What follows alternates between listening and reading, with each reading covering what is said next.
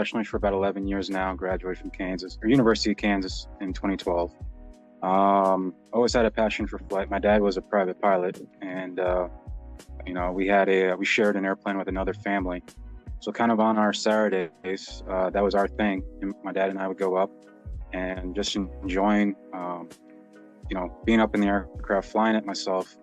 I knew I wanted to design them, and that probably started when I was about 10 years old. And then in 2001, I started flying the radio-controlled models, and those grew into even bigger and bigger, gas-powered, nearly 10.5-foot wingspan, highly aerobatic. And then I took that into my collegiate profession and got my degree in aerospace engineering. So from there, I went to a company called Associated Air Center. They do it's called VVIP, very, very important people. So heads of state, foreign dignitaries. Essentially, we will gut the inside of the aircraft of a commercial airliner and put a custom seating arrangement, beds, bathrooms, showers, gold-plated toilets, you name it, whatever they want, they get. After that, I moved down to Florida and now work with Northrop Grumman. And now I work on military aircraft, anywhere from the E-2D Hawkeye for the Navy, B-21 for the Air Force, and then also some other classified programs.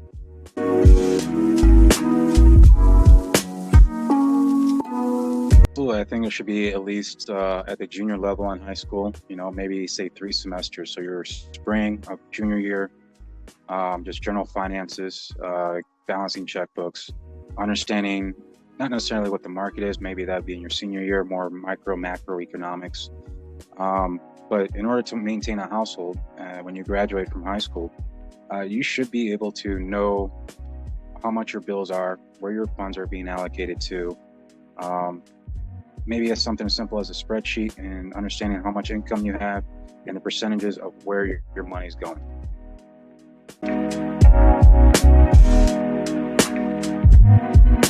But I knew I wanted to design aircrafts, probably from the time I was about 13 or 14. In high school, I got into my STEM program, and it was a double course, so 2 hours a day. And we would go over mechanical engineering, architecture.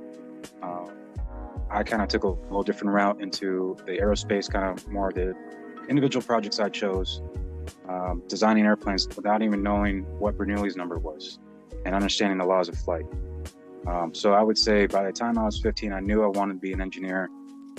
And then it was probably by 16, I understood what the title was of aerospace engineering.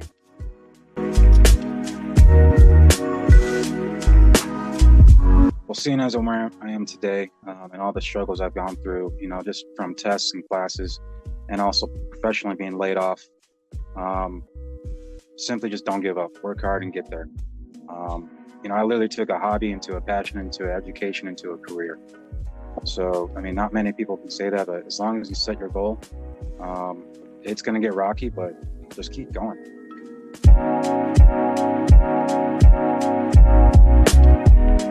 Right now, Brevard is probably the best hiring market in the state of Florida for engineering, and also probably, I would say, the Southeast as a whole.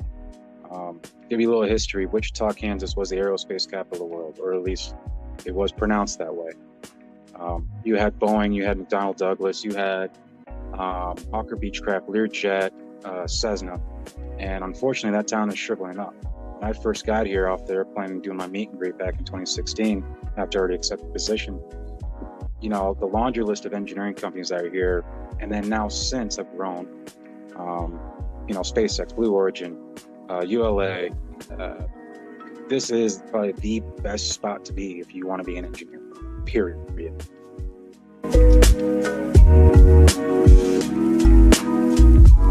So, got laid off February 2016. I was already financially set for where I was at. I had my 401k already built by the company, or invested into the company. I did have my checking, I did have savings already that I was putting aside. I had to go on unemployment. So, that does not cover the bills. In fact, It barely even covers what the rent was. So the money was going quick. Um, Word of advice, don't do anything drastic right away. So don't change up. If you do get unemployed or you get laid off, don't go drastic and cutting all your bills in half and not enjoying life. You still have to be able to get out with friends, family, and enjoy it. After some time, if there's still no employment, that's when you start slowly petering down of the luxury items and you get to the bare bones of what you need. I was fortunate that I was able to find employment in a relatively short period of time. But I'll tell you this, I went down to nothing. I went down to absolute nothing. The only thing I had left was my 401k. So I took out a small loan from family. I paid that back slowly. And now within 6 years, I can healthily say that I built 10 folds, if not 100 folds back from where I stood that day.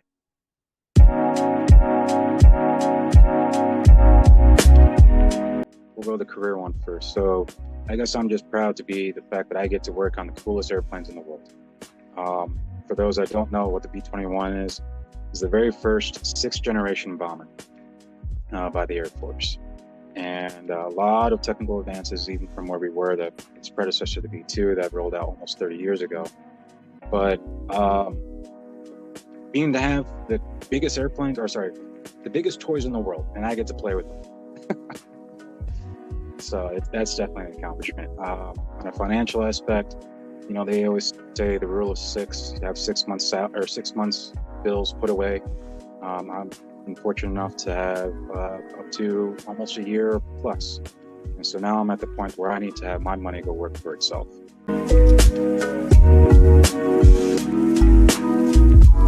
Definitely don't want to pinch the pennies, right?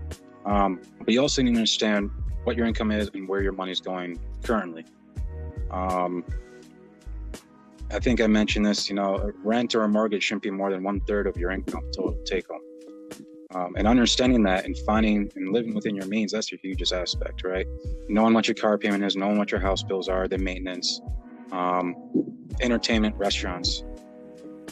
So once you understand where your money's going, now you can understand what you can save and also what you can, say, have luxury items and increase your well-being. And it's just a balance. You have to have the internal balance of nights out and also nights home. You're not going to be buying a filet and lobster every night. But also too, don't sit at home. Get out, enjoy life. Be with friends. Take that trip and go see your family. If they don't live close, definitely go. Because I can tell you this, in a career, your job will be posted faster than your obituary will make into the newspapers.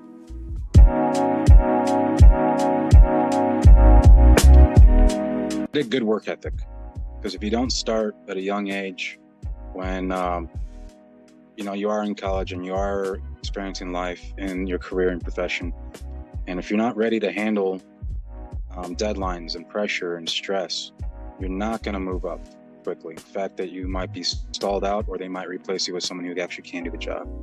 So build a good work ethic right from the beginning. If you're 14 and you can't get a job legally, start a side hustle. Do your own job. Landscaping, art, I don't know. Whatever it is, work hard and keep that day up all the way through life, because you will move up very, very, very quickly. And others will be, not to say jealous, but they'll be envious of why you got the promotion and they didn't, and why you got the raise, they didn't.